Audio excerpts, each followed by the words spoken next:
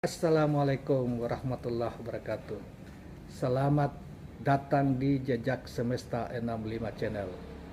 Selamat menonton. Semoga terhibur selalu dan jangan lupa subscribe, like dan share channel ini. Assalamualaikum warahmatullahi wabarakatuh.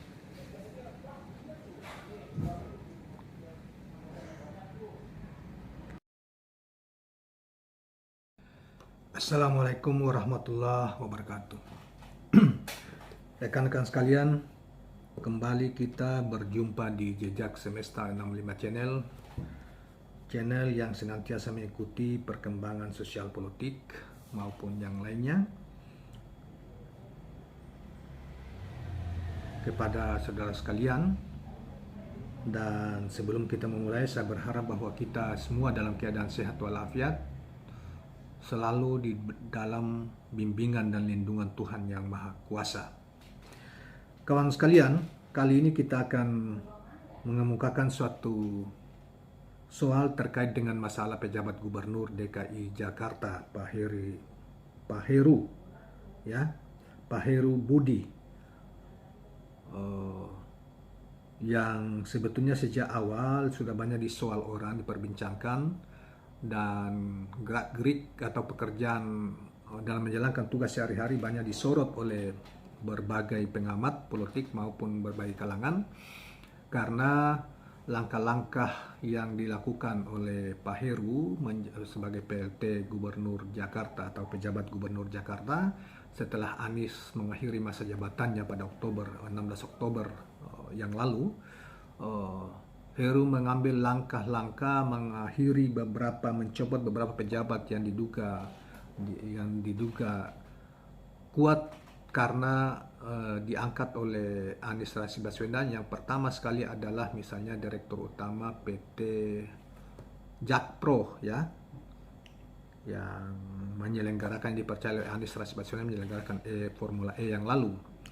Kemudian beberapa proyek-proyek besar di DKI Jakarta, termasuk MRT.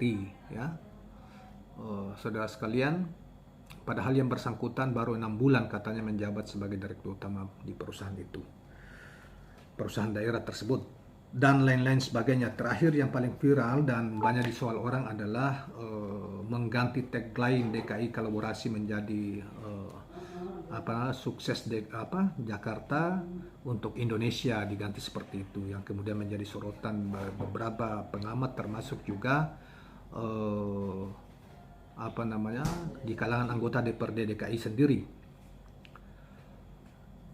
Tapi dalam kaitan yang masalah yang akan kita bacakan yang diangkat oleh Demokrasi News di portal Demokrasi News di Twitter hari ini, dengan judul "Pokoknya Anies Baswedan gak boleh menang Pilpres, misi terselubung Heru Budi dibongkar tanpa ampun."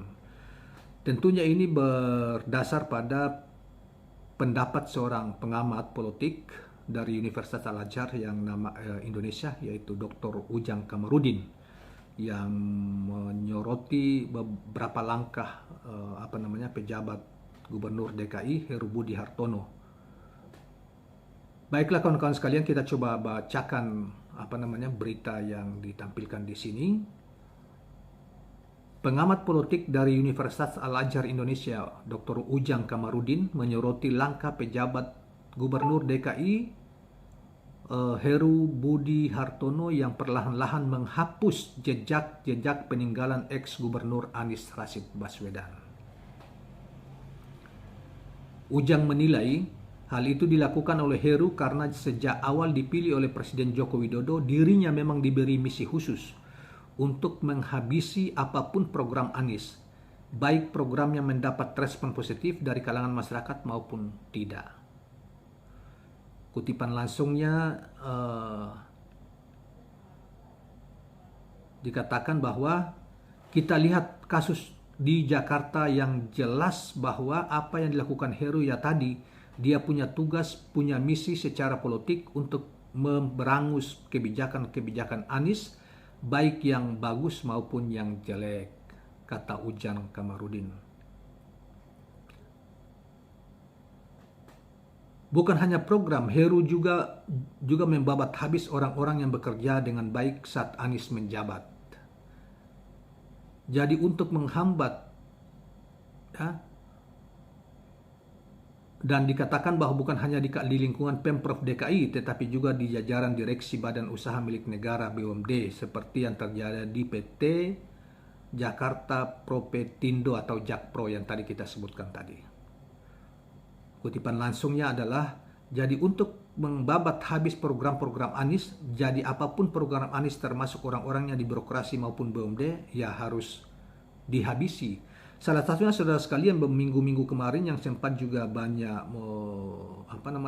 ramai diperbincangkan di media sosial, media online juga, adalah pencopotan sekretaris daerah Sekda DKI Pak Maruli yang ditaruh sebagai salah seorang deputi, padahal beliau baru mungkin sekitar setahun baru setahun ini menjadi sekda, dan kita tidak tahu alasan apa kemudian Pak Heru padahal dia sebagai hanya pejabat mencopot sekda definitif. Coba, padahal di berbagai daerah itu kan mencopot sekda itu, apalagi hanya seorang pejabat, itu agak sulit, tapi Pak Heru melakukan itu dengan mudah. Ya mungkin juga karena Pak Heru adalah orang dekatnya Bapak Presiden, jadi tidak sulit bagi dia untuk melakukan apa saja di DKI. Ujang berpendapat bahwa langkah Heru yang terkesan ingin membumi hanguskan peninggalan Anies itu syarat akan muatan politik. Sebab di sisi lain Anies juga dianggap sebagai lawan politik oleh Heru. Jadi sangat jelas arahnya pada persoalan Pilpres 2024. Dan itulah dinamika politik kita, seperti itu yang terjadi. Anies ini dianggap lawan politik, makanya apapun harus didegradasi, apapun harus dihancurkan agar ketika nyalon Pilpres bisa kalah di DKI atau di nasional. Katanya menutup pernyataannya, yaitu Ujang Komarudin ya.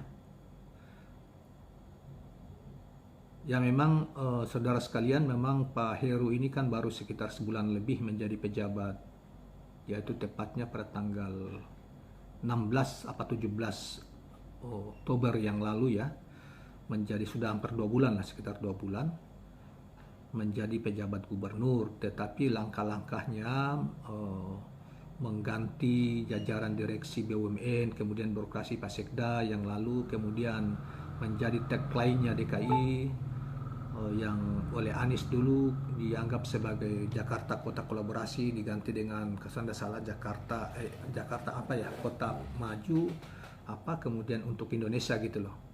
Jadi tidak, ya itu pun tagline-nya juga tidak menarik ya saudara sekalian. Wajar kemudian banyak orang beranggapan bahwa langkah-langkah Pak Heru ini, karena Pak Heru dulu itu kan orangnya Pak Jokowi sekaligus juga orangnya Pak Ahok, bahkan awal-awal kan andaikan Pak Ahok tidak diajukan oleh partai politik, maka rencananya wakilnya Ahok maju sebagai gubernur, calon independen di gubernur di DKI, Pilkada DKI, yang kemudian tidak jadi karena PDIP mencalonkan Ahok dengan wakil gubernur waktu itu dari PDIP ya, Pak Jarod, yang kemudian dikalahkan oleh Anies secara telak dengan selisih kurang lebih 15% suara. Nah, saudara sekalian, sehingga orang banyak mengomentari, bahkan menduga seperti yang salah satu pengamat Pak Ujang Komarudin tadi sampaikan tentang langkah kebijakan-kebijakan Pak Heru yang kemudian mencoba mengganti apa-apa yang seharusnya tidak perlu, termasuk pejabat-pejabat di lingkungan DKI yang tadinya dianggap profesional dan diangkat oleh Pak Anies, yang terakhir Sekda, kemudian jajaran direksi, kemudian ada kebijakan lain dan lain sebagainya. Itu dicurigai oleh para pengamat maupun oleh masyarakat luas sebagai upaya-upaya Heru untuk berupaya untuk menghilangkan jejak Anies di DKI, dan membuat bagaimana ke depan, konsolidasi ke depan, sehingga kalau Anies mencalonkan diri sebagai calon presiden, dicalonkan sebagai calon presiden pada pemilu 2024 mendatang, maka tugas Heru salah satunya adalah bagaimana caranya Anies kalah, masyarakat DKI tidak mendukung Anies dan kalah di Pilpres yang akan datang terutama di DKI. Saudara-saudara sekalian, jika ini benar, ya, jika ini analisa ini jika benar, maka kita membayangkan bahwa para pejabat-pejabat yang ditunjuk yang mengisi jabatan pejabat gubernur ya di seluruh Indonesia, termasuk juga pejabat-pejabat di level wali kota, bupati, pejabat-pejabat bupati, pejabat wali kota. Kalau benar ya, itu bisa dititipi hal yang sama untuk selain menjalankan misi pemerintah pusat, program-program kesejahteraan di tingkat masing-masing di wilayah masing-masing, tetapi sisipan misi mereka adalah bagaimana caranya di daerah masing-masing Anies tidak boleh mendapatkan suara mayoritas atau tidak boleh mendapat dukungan luas dari masyarakat di mana mereka memimpin. Kalau itu yang terjadi, saya kira inilah tujuan pilkada itu ditiadakan, kemudian pengisian jabatan itu dikontrol langsung. Begitu banyak 272 kalau tidak salah jabatan pejabat gubernur dan wali kota kabupaten di seluruh Indonesia itu dijadikan sebagai misi tersembunyi oleh pemerintah pusat atau Pak Mendagri dan kawan-kawan, yang tentunya kalau benar